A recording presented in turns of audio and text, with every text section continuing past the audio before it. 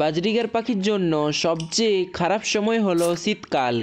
এই সময় পাখির ঠান্ডা লাগা থেকে শুরু করে বিভিন্ন রোগবালাই হয়ে থাকে, তাই শীতে বাজরিগার পাখি পালন একটু কষ্টকর।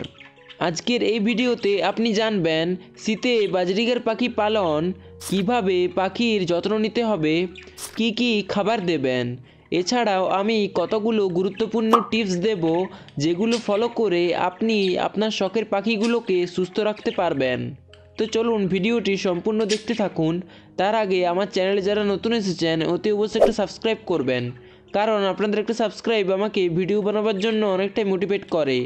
তো চলুন শুরু করি। 1 নাম্বার, পাখির যত্ন। অন্যান্য সময়ের তুলনায় শীতকালে পাখির একটু বেশি যত্নের প্রয়োজন হয়। সো কি যত্ন নিতে হবে?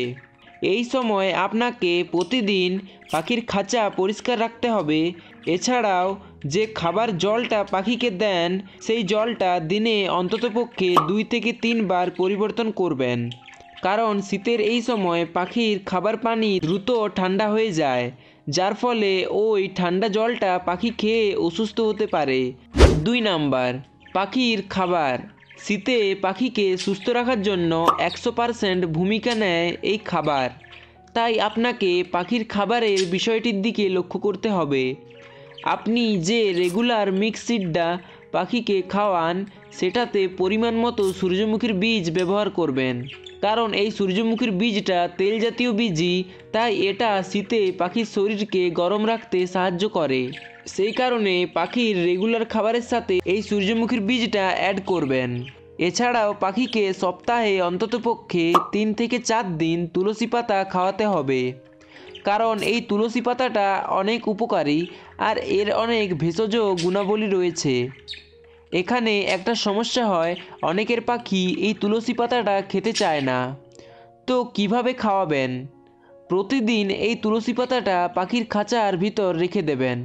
পাখি কিছুক্ষণ পর আপনা থেকেই খাবে আর সহজেই আপনার কাজ হয়ে যাবে। তো এইবার আপনাকে সবচেয়ে গুরুত্বপূর্ণ একটা টিপস দেব। এই টিপসটা শীতকালে মেনে চলবেন।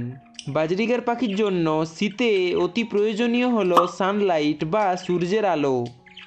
প্রতিদিন সকালে 9টা থেকে 10টার পর যে রোদটা আসে, আপনি সেই রোদে পাখিকে রাখবেন 10 মিনিটের জন্য।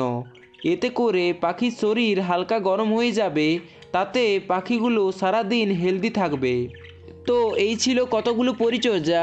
ভিডিওটি ভালো লাগলে প্লিজ একটা লাইক করে দেবেন, আর চ্যানেলে যারা নতুন এসেছেন অতি অবশ্যই একটা সাবস্ক্রাইব করবেন, কারণ আপনাদের একটা সাবস্ক্রাইব আমাকে ভিডিও বানাবার জন্য অনেকটাই মোটিভেট করে। তো চলুন আপনার শখের পাখির সুস্থতা কামনা করে আজকে এখানেই বিদায় নিচ্ছি। দেখা হবে অন্য কোনো একটা ভিডিওতে। বাই।